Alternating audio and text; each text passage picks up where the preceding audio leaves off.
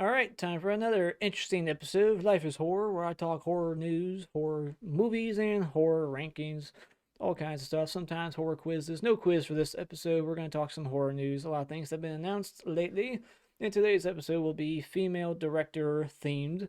The four movies from 2023 I will be discussing will be directed by women, and I will end the video with my top 10 favorite horror movies directed by women.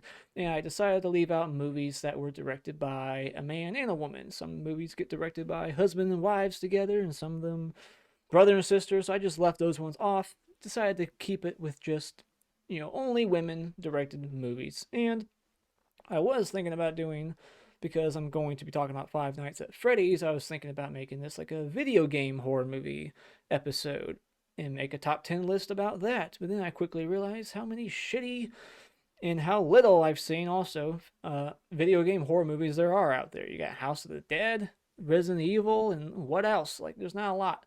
And a lot of them suck. So decided to scratch that off the list and not do that ranking. So instead, we're just going to do top 10 horror movies directed by women instead. But I will say, Werewolves Within, that's probably my favorite, based on a video game horror movie. It's a horror comedy. Check it out, Werewolves Within, awesome movie. So let's jump into some news topics. A few things have been announced lately. Beetlejuice 2 has wrapped. Now, are they calling it Beetlejuice 2, or are they just going to call it like Beetlejuice, and then they'll make a third one and they'll call it Beetlejuice, and then, so on and so forth. Do you have to say his name 3 times or 5 times? I forget. I think it's 3 times, and Candyman's 5 times, if I remember correctly. But that would be interesting if they call it Beetlejuice, and then they'll make a third one. Beetlejuice. Anyway, so yeah, that film has finished its principal photography, so now it's in post-production, and it should come out next September-ish. And also, Thanksgiving 2 has been announced. It's been greenlit, hasn't been written yet. Eli Roth and his writing partner who worked with him on Thanksgiving 1, they're going to take a year off to really think out this script, and then hopefully it will be better than the first one. And it's going to hopefully come out Thanksgiving 2025. And also, The Blackening, the movie I just talked about a couple episodes back, kind of a, comedy slasher, definitely comedy slasher, that I really enjoyed. That just got a sequel announced, and I don't know if it's going to be the same writer director or whatnot, but that's all I know right now. It got greenlit, and that's all we know as of now. But yeah, I really liked the first one, so I'll definitely check out the second one. I'm not sure what they'll do, if they'll continue, same killer, different killer, I don't know. Yeah, that kind of surprised me. That was not a movie where I was like, yeah, they could definitely make another one. I could see this being a franchise. It's crazy. The movies you least suspect to become franchises, sometimes they become franchises. So yeah, now we got another one, Blackening. And Christmas came a little early for people like me when they announced that Scream 7 is losing its main cast. First it started with like Melissa Barrera, whatever her name is, and she got fired, and they said it was because of what she was posting about. But then, I don't know, everything's been like contradictory. Like somebody says it's this, and then somebody said that, and then somebody said Jenna Ortega, the other one who quit, she quit the movie, and everyone at first was saying like, oh, it's because she's backing up her friend, and then now it's been released that the information has been released that it's not because of that. It's because of Wednesday season 2. She's filming that, so scheduling conflicts, and I'm sure she would much rather do something like Wednesday season 2 than another shitty sequel in this overrated franchise. I don't blame her for backing out. So now, what are they gonna do for Scream 7? They already got a director, and they already had a script with those 2 characters and those actresses attached. But now they're gone, so are they going to reboot the franchise again and like give us all new characters? Like, you can't bring back those twin characters in Scream 7 and not bring back the Carpenter sisters. So yeah, I'm curious what they're going to do. Are they going to come crawling back to Neve Campbell on their hands and knees begging for her and apologizing for not paying her to be in Scream 6 the money she wanted? I'm sure that's what they're doing right now. They're begging her, like, please come back. We're sorry.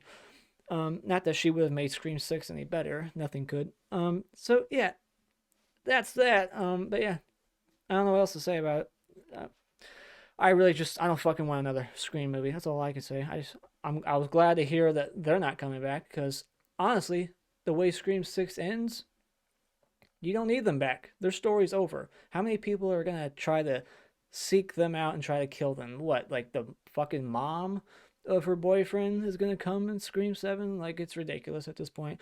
Wrap it up. Wrap the series up. We don't need any more Screams. End it now. It's getting ridiculous. Just like Scream 4 said would happen. And so that's the only thing I like about Scream 5 and 6 is that they're proving Scream 4's point right.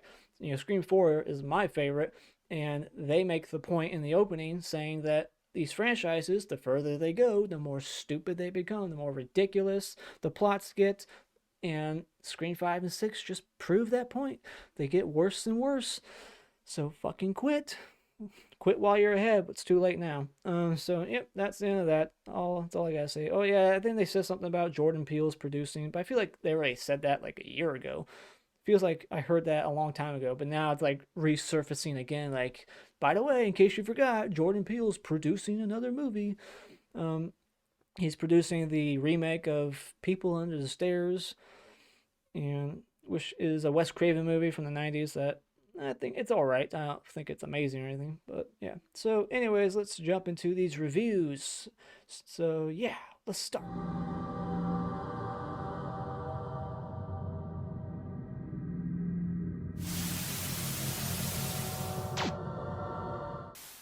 All right. So, Unseen. This one is a Blumhouse movie, I believe, directed by a woman named Yoko Okumura. Sam receives a call from Emily, a near blind woman who is running from her murderous ex in the woods. Can she survive using Sam as her eyes via video call? And so, yeah, this is a I was not a fan of this.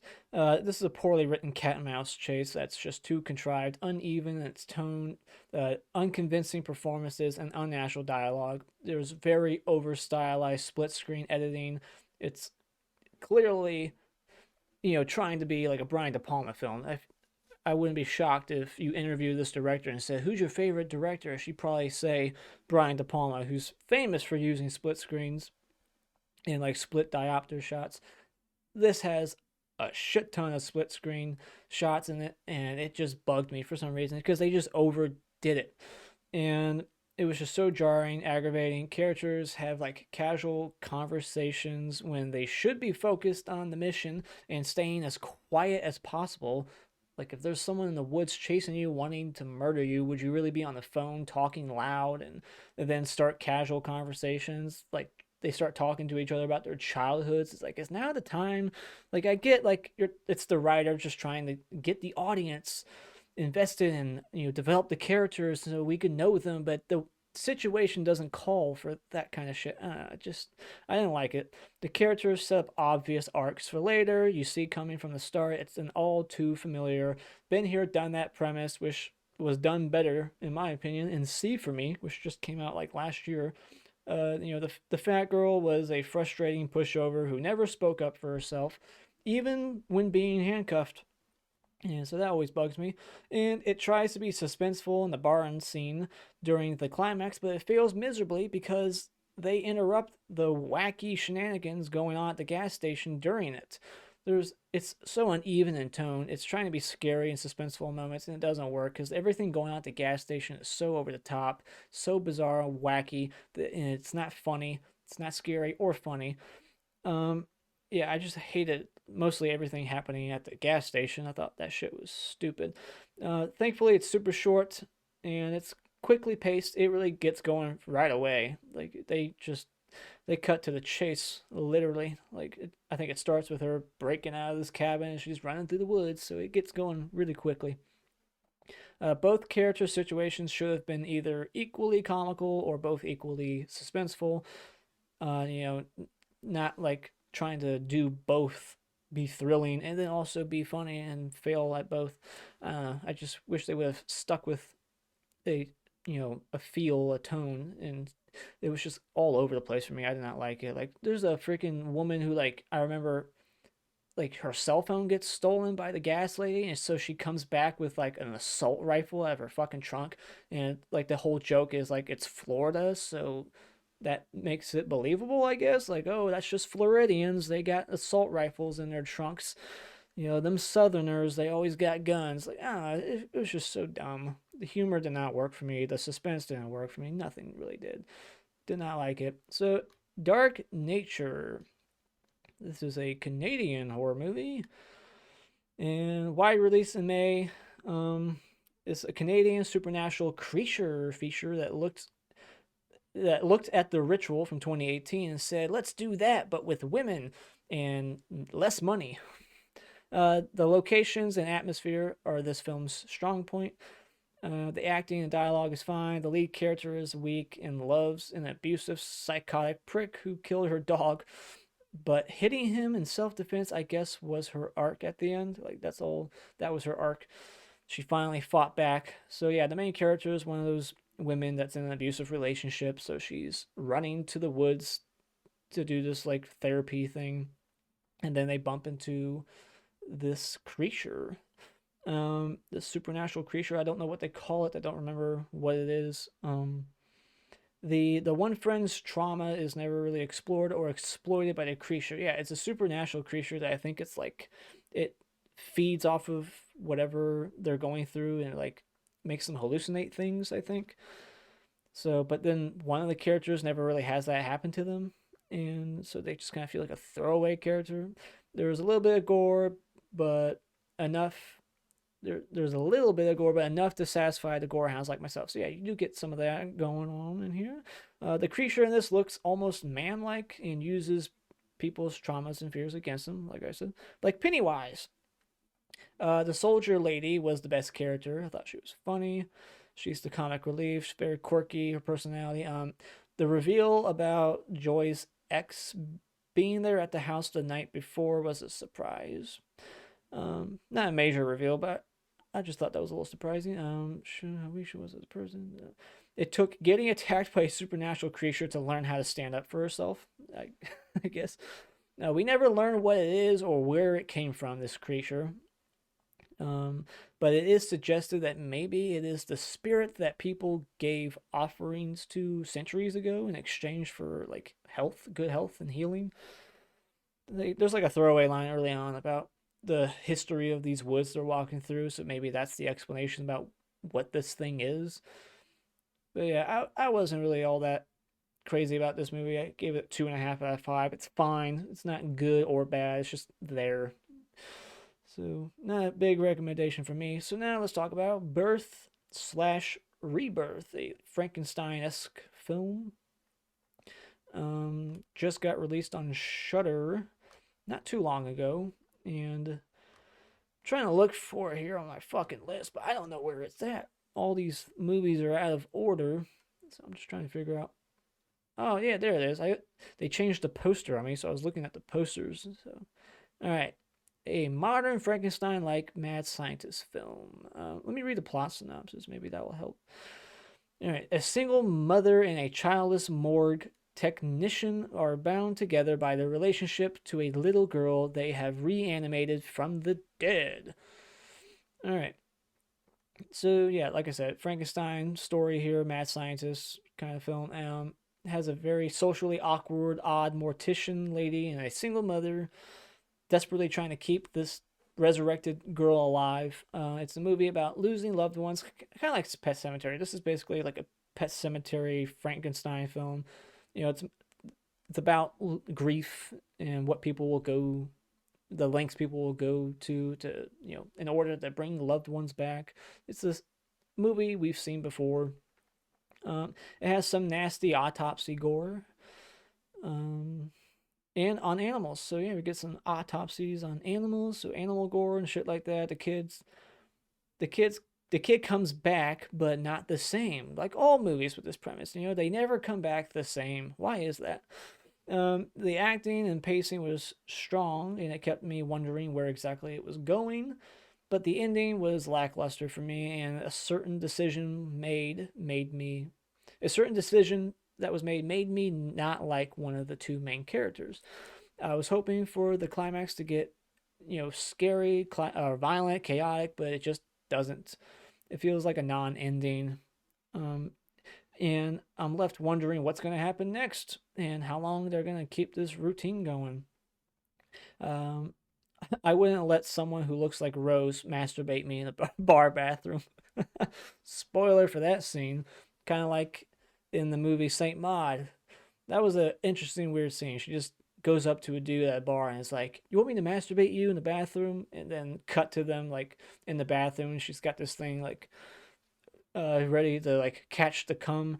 Um, it just shows how easy it is to, as a woman, how easy it would be to just go to a bar and get a guy to let you fuck him. Like, it's not that easy for guys to do that. If the roles are reversed, it's not easy. A guy can't just walk up to a girl and say the same thing and then they're going to be like, hell yeah. No, every guy most likely would. But like I said, this woman in the movie, she's not that attractive. I thought she was really weird looking. No offense, sorry. But like, just, ugh. I wouldn't let her do that to me in the bathroom. Fuck no. All right, Five Nights at Freddy's. Also, the reason why I wouldn't do it is because, when you've seen as many horror movies as me, I would feel like it's obviously a trap. Like no woman would ever actually do that. So obviously, I would feel like I'm being set up for some kind of trap. So I'd be like, no. All right, Five Nights at Freddy's, a video game movie. Uh, how many video games are in this? This like a franchise of video games, and there's like probably like 10 of them, and I've played most of them, and I can never get past like night 2. And to me, these games are so repetitive and boring. I'm not a fan of these video games. I'm not too familiar with them. I just know it's a point and click game. You stare at monitors and that's it, really. And then boom, jump scare, you're dead, start over. It's one of those games. All right, so recently fired and desperate for work, a troubled young man named Mike agrees to take a position as a night security guard at an abandoned themed restaurant, Freddy Fazbear's Pizzeria, but he soon discovers that nothing at Freddy's is what it seems. This stars Josh Hutcherson and Matthew Lillard.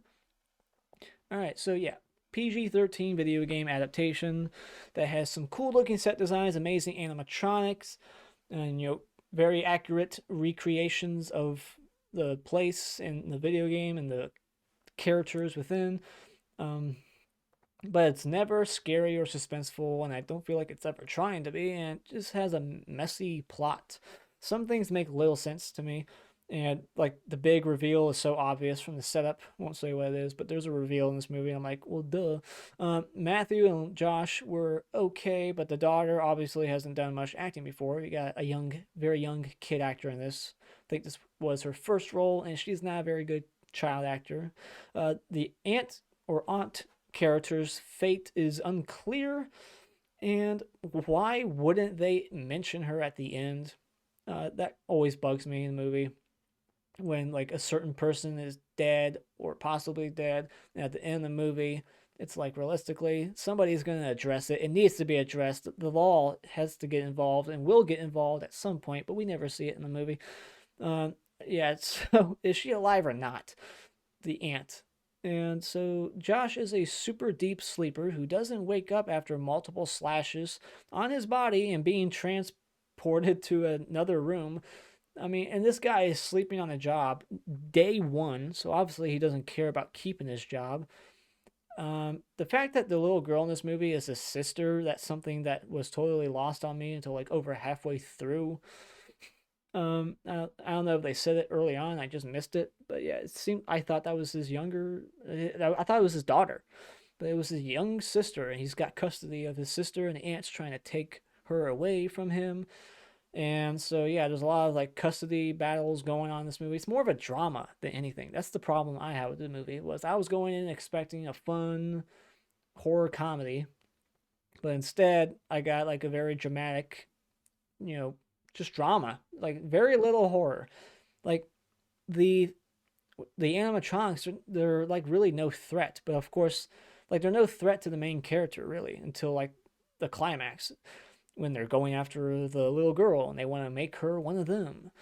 But until then, it's like over an hour of nothing really. But they throw in some characters, they break into the place, so you can add some kills here. And there was one kill that I was surprised they got away with PG-13, and you'll know what it is if you've seen it. And so yeah, this seems to be a movie only fans of the game and children will like. People like me and adults who haven't played the video games, they're just gonna walk out of this movie going, okay, well that wasn't scary. It wasn't really all that. It looks good. It's well shot, and I like the setting, and the animatronics was really good, like I said. But outside of that, it's like I wasn't really into it. This There's one kill. The synth score at the very beginning was good, kind of Stranger Things sounding, but nothing after that stood out. Like I felt like the score, like they set it up like it's gonna be this consistent kind of throwback sounding score throughout, but then after the credits, I didn't even remember hearing it after that. It just kind of went away. Um, the pacing of this movie to me was very like kind of stop and go. It just felt like it just kept pausing for too long, and then it would go whenever it went back to like Fozzie Bear or whatever the hell his name is, Freddy Bear or whatever, Fozbear. Whenever it went back to that place, it started to pick up a little. But then they would go back to the family drama, the custody shit, and it would slow down. This pacing was just kind of all over the place for me, dragging during some of the daytime scenes. A lot of daytime scenes in this. Uh, and yeah, what was up with the bear? There was a animatronic in this that in one scene, I think it's the main one, he had a missing eye and a missing ear in the back of the taxi, and then in the rest of the movie, his eye and ear were back. So does somebody like fix him in between scenes, or was that a whole different animatronic that we only saw for one scene? That confused me. Um. So yeah, what the fuck was up with that? Did her dad know the kids would possess robots after death? Yeah, okay. Yeah, I feel like that's probably a spoiler question. Yeah, like I said, I have a lot of questions. I was not understanding everything about the motive of certain characters and the bears themselves, and I don't know. I was not too crazy about it, but I gave it a 3 out of 5. I thought it was okay, but just needed more adrenaline, more, you know, kills somehow or scares. The things just they're not really a threat, like I said, until like very late in the movie. I don't know. In the games, they're a threat constantly. In this movie, it's like they're just there the first 4 nights, and then finally on the fifth night, they finally start trying to attack the security guard's daughter. Or see, there I go again, daughter. That's who I thought she was. No, his little sister. My bad. So yeah, not for me, but I'm sure the video game fans love this movie, but not for everybody. And yeah, the letterbox rating for this one's interesting. It's like all over the place, kind of like Nefarious that I talked about in the last episode. All right, so that's the end of that. Let's get over to the ranking. My top 10 favorite horror movies directed by women, plus some honorable mentions. I'll shout them out if I remember later. So let's get going with number 10. And a lot of these movies I've already reviewed, so I don't want to talk too long about any of these. I'll just maybe say a quick thing or two or read a plot synopsis. I don't know. So, but yeah, like number 10. This made my top 10 of 2022. It's got a very low rating for some reason on Letterboxd. Underrated film. It's a two-person movie, just two people talking. Very talk-heavy film, and I really enjoyed it. It kept me hooked beginning to end, and it's a Christmas movie, so it's perfect to watch this time of the year. Check it out. Underrated movie. Absolutely awesome. All right, number 9 from the Soska sisters. Uh, American Mary rape revenge movie. I reviewed this for a patron, I believe, and this, like I said, is a rape revenge movie, but done in a very unique way. Her torture methods, and she's doing all kinds of crazy like body piercings, and yeah, it's very disturbing. Some of the characters in this movie, the way they look. There's one character in this movie who has surgery done to make herself look like Betty Boop. And there's one character that has surgery done to make her be a Barbie. So she gets like her nipples removed and some stuff done down there so that it's like there's nothing down there and just a little hole left. Like, do people actually do this? Because that's crazy. That is insane. If anyone actually ever does any of these kinds of like surgeries on themselves. Glorious, another 2022 movie directed by Rebecca McKendry, I want to say was the name, and she just recently directed Elevator Game. Came out a couple months ago. Yeah, this is a one location movie. Talked about it in my top 10 of 2022, along with The Apology. And yeah, this is just one guy in the bathroom, very cosmic, Lovecraftian, as you can tell by the poster there. Very beautiful looking, the lighting, some gore, lots of blood, and a little surprising twist towards the end about our main character. So yeah, I really like that about it, especially. And J.K. Simmons is the voice of like this like monster god that's in the bathroom stall next to him, talking to him the whole movie. Number 7, Pet Sematary. Reviewed this movie pretty early on my channel. One of the better movies from Stephen King and from 1989 especially. Not a very good year for horror, but yeah, Pet Sematary, very tragic movie, very sad, and very much like the movie I was just reviewing earlier, Rebirth. It's a movie about grief, losing someone, and what you'll do to bring them back. It's a lot of quotable lines in this movie, especially from like Judd and Gage. His death scene, such a gut punch, and even when he dies at the end, second time, very sad. So, number 6. Tigers Are Not Afraid. This is one I have not reviewed, but I do believe whatever year this came out, 2019. I believe this made my 17. I think it actually came out in 19. It says 17 here, but I think it's one of those situations where it got a wide release in 2019 in the States. So this is a Spanish film directed by Isa Lopez. Dark fairy tale about a gang of 5 children trying to survive the horrific violence of the cartels and the ghosts created every day by the drug war. Very unique film. Really enjoyed it. It's not afraid to kill children. It's a movie all about kids. It's got these 5-6 kids walking around Mexico, wherever it's based. Maybe it's Spain, but I think it's Mexico. And yeah, like visually and the acting from the kids, very good stuff. Check it out. Tigers Are Not Afraid. I just got the Steelbook recently. Pretty cool looking Steelbook. The Invitation. This is I'm not sure if I want to say it because it's kind of a spoiler, but I think it's kind of obvious what it becomes, what kind of movie it becomes. But yeah, these people are invited to just a get together, and then the people who invited them play a tape, and then they offer them some wine, and it goes into some crazy territory. And there's amazing acting in this movie. This made my list of 2016 or 15 whenever it officially came out. So I talked about it a little bit there. But yeah, this movie is all about the performances. The performances are phenomenal in this. And yeah, in attention. Blood Diner, wacky ass film, directed by Jackie Kong. It's my number 4. This was my number 1 of 1987. And I've seen this movie about almost 5 times now, and it's just so wacky. It's one of the most weird, over the top movies from the 80s, and it's just the right amount. It's not trauma, which I'm not usually big on like trauma humor. This worked for me. Lots of over the top violence in it, crazy ass characters.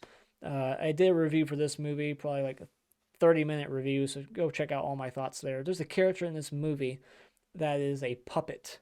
There's just one random character that's a puppet, and I'm not sure, even still after 5 watches, if I'm supposed to think that's a real person that just so happens to be a puppet, or if that character really is just supposed to be a puppet. I don't know. It's confusing, but I love it. Love it. Number 3, The Babadook, directed by Jennifer Kent, I want to say, and I think I reviewed this movie. I want to say I did. My memory's so bad, but I definitely talked about this movie on my top 10 of 2014. It was pretty high up on that list. It's about a single mother plagued by the violent death of her husband, battles with her son's fear of a monster lurking in the house, but soon discovers a sinister presence all around her. My only nitpick about this movie is the very, very end. What the mom's doing and what happens with the monster, you know, all that. I was just like, wish it could have wrapped up a little differently. If it did, excuse me, then it would have been a 10 out of 10. It's damn near, it's on the cusp of being like a perfect movie. But just kind of missed the mark at the very end. But other than that, phenomenal acting again. The lead actress in this movie, the little kid's annoying, but he's supposed to be. So if you can just look past the kid, get past that, and you'll enjoy the movie.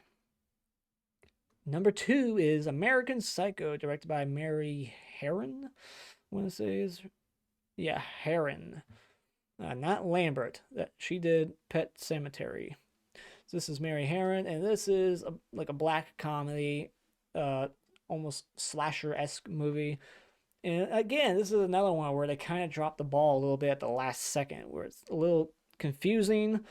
But the way I look at it is that he clearly is just psycho, but not really psycho. Like, he's not really killing anybody. And I feel like that's the problem with the movie that a lot of people have, is that reveal that it was all in his head. But even if it was all in his head, everything you see happen in the movie, it's just so entertaining that you can kind of forgive it. And like in the last 10 minutes of the movie, when he goes on that rampage and he tries to stuff a stray cat into an ATM because the ATM asks him to, like, that's when you're like, okay, yeah, this guy's clearly losing it. This might not actually be happening. So they do kind of drop some clues, maybe not so subtle there at the end, that this is definitely like a fantasy world he's living in. This is not really happening. He's never done anything like this before or even now. Maybe he killed that homeless person. Maybe that was the one kill, but everything else was in his head.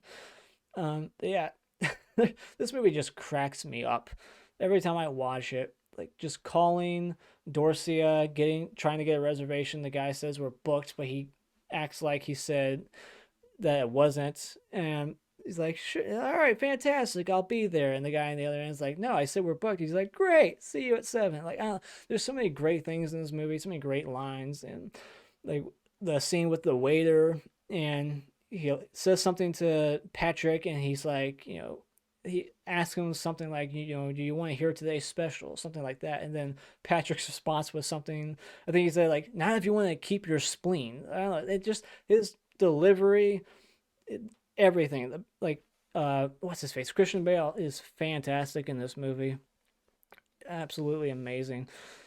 Oh my gosh, so funny.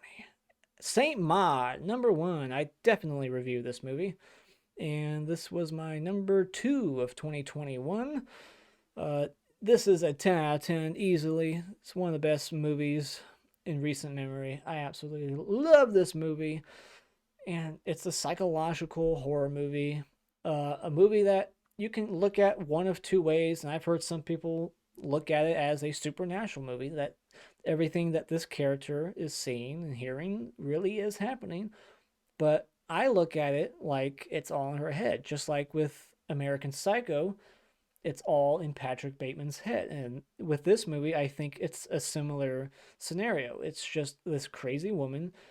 She had this traumatic experience when she was a nurse. She accidentally killed somebody, and then she, decided to choose a different path in life, and she decided to become very religious, and she's trying to, be forgiven and do right with God. And she has these, like, what the director calls godgasms, where like every time she like does something right, she does a good deed, and she thinks that she's done something that, God would like, she gets rewarded with a quote unquote godgasm, and she's like, it's like she's having an orgasm, like God's rewarding her or something. It's so bizarre, but really weird, and I don't know, but I love it.